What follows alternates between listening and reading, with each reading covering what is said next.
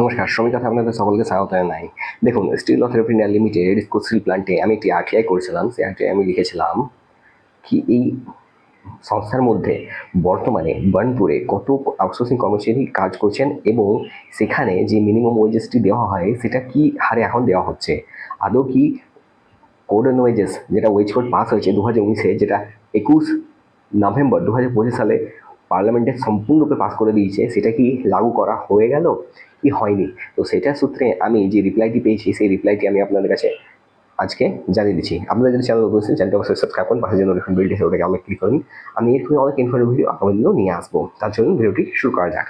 দেখুন, এখানে আমার রিপ্লাইয়ের যে দেওয়া হয়েছে, reply against application under the right two information act 2005, RTI অনুযায়ী রিপ্লাইটি করা হয়েছে। দেখুন, দিস হ্যাজ রেফারেন্স, এই রেফারেন্স অনুযায়ী আপনি দেখতে পাচ্ছেন রেফারেন্স অ্যাক্ট অনুযায়ী আমি সেলের যে আরটিআইটি করেছি সেটা আমি করেছিলাম 27 তারিখে। সেই 27 তারিখে সেই রিপ্লাইটি আমি 27 তারিখ 2026 করেছিলাম। সেটা আমি পেয়ে যাই। সেটা আমি কবে পাই? 20 তারিখ 4 মাস। সেই রিপ্লাইটা আমার কাছে আছে 20 তারিখে। বেশ 15 দিনের মতো সময় নেই, 15-20 দিনের মতো সময় নেই, তার মধ্যে আমার চলে আসে। এবার এখানে আপনি দেখতে পারবেন এখানে কি বলা হয়েছে। দেখুন, the minimum wages issued by government of West Bengal for the period of 1 January to 26 to 30 June 2026 অবধি এই যে মিনিমাম ওয়েজেস আছে সেটা আপনাকে দেওয়া হবে, ইজ অ্যাটাচ, এটা দেওয়া হয়ে গেছে। এবার কথা হচ্ছে বর্তমানে বার্নপুর ইস্কো স্টিল প্ল্যান্টের মধ্যে কত কর্মচারী রয়েছে আর কত কর্মচারীকে ছাঁটাই করে দেওয়া হয়েছে সেটা এই আরটিআই রিপ্লাইয়ের মাধ্যমে বলা হয়েছে। এবার এটা আমি সম্পূর্ণরূপে মেনে নিতে পারছি না কি 1 বছরের অন্তরালে 2500-এরও বেশি আউটসোর্সিং কর্মচারীকে যে ছেড়ে দেওয়া হয়েছে বা বসিয়ে দেওয়া হয়েছে সেটা মোটেও মানানসই নয়। এবার সেক্ষেত্রে আমি একটা আপনার কাছে জানতে চাই কি এটা আদৌ কি হতে পারে? তাহলে চলুন দেখুন, এখানে যেটা বলেছে 1 তারিখ 4 মাস 2025-এ বার্নপুর ইস্কো স্টিল প্ল্যান্টে কর্মরত কর্মচারী ছিল outsourcing contractor workers as on 1 তারিখ 4 মাস 2025-এ 7,479 জন। আবার সেই সংখ্যাটিতে দাঁড়ায় 1 তারিখ 4 মাস 2026-এর তারিখে 4,791 জন। তাহলে আপনি এটা দেখতে পাচ্ছেন 2600-এরও বেশি আউটসোর্সিং কর্মচারীকে বসিয়ে দেওয়া হয়েছে। এটা কি আদৌ সত্যি? সেটা আপনাদেরকে একটু দেখতে হবে। আর এই যে 20% যে রিডাকশনের কথা বলা হয়েছে, 20% যে আউটসোর্সিং ওয়ার্কারকে কমানো হবে, এইটা যেটা ছিল সেইটা এখানটাতে এসে দাঁড়াচ্ছে।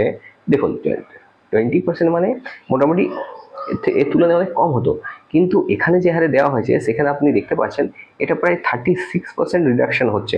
এটা কি আদৌ মেনে নেওয়া যায়? তাহলে বার্নপুর ইউনিয়নরা কি করছে, এটা এখানে আমাদের একটা প্রশ্ন। এরপর এখানে আপনি আরেকটি জিনিস দেখতে পারবেন, এই যে আমি করেছিলাম এখানে লিখেছিলাম registration for face reader based biometric attendance for contract workers is currently in progress.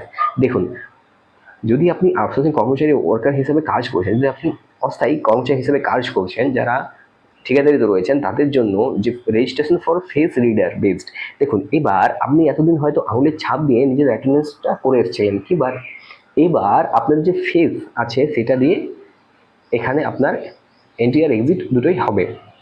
তো সেটার জন্য কাজ ভিতরে চলছে। এবার এখানে এবার নন ওয়ার্কসের এই জায়গাটা আপনি দেখতে পারেন। এখানে যেটা বলা হয়েছে সেটা হচ্ছে, দেখুন 9 জানুয়ারি 2012 এইখানটাতে যেটা আমাকে পাঠানো হয়েছে সেটা হচ্ছে construction maintenance of roads and building corporation West Bengal has revived the fared labour. এইখানে এই জায়গাটা আপনি দেখুন, ওয়েস্ট বেঙ্গল গভর্নমেন্ট, এই জায়গাটাকে আপনি একটু নোটিস করুন। West Bengal last revised vide labour department notification number এই 20/12/2019 and was published in the Kolkata gadget action on the Thursday 24 December 2019। এটা অনুযায়ী যে রুলটা প্রত্যেকবার চেঞ্জ হয়, যে ভারে আপনার ডিএটা বাড়ে সেখানে এখানে দিয়েছে 1 জানুয়ারি 2026 থেকে 30 জুন 2026-এর মধ্যে কি রইবে। আনস্কিলে রইবে 399 টাকা, আসামি স্কিল 439 টাকা, স্কিলড 483 টাকা, আর হাই স্কিল 532 টাকা। এটা আপনাকে দিয়ে দেওয়া হয়েছে। এবার এখানে দেওয়া হয়েছে the classification of employees in the above employment is as follows.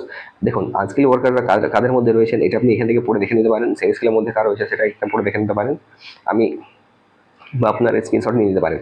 আর আপনাদের জন্য কোনো রকম প্রশ্ন থাকে তা আপনারা করতে পারেন। এখানে দেখুন, স্কিল্ড ওয়ার্কার্সের ক্ষেত্রে যারা দিয়েছে এখানে পুরো পুরো পেজটা আছে, এই পেজটা আপনি আমার টেলিগ্রাম চ্যানেলে পেয়ে যাবেন।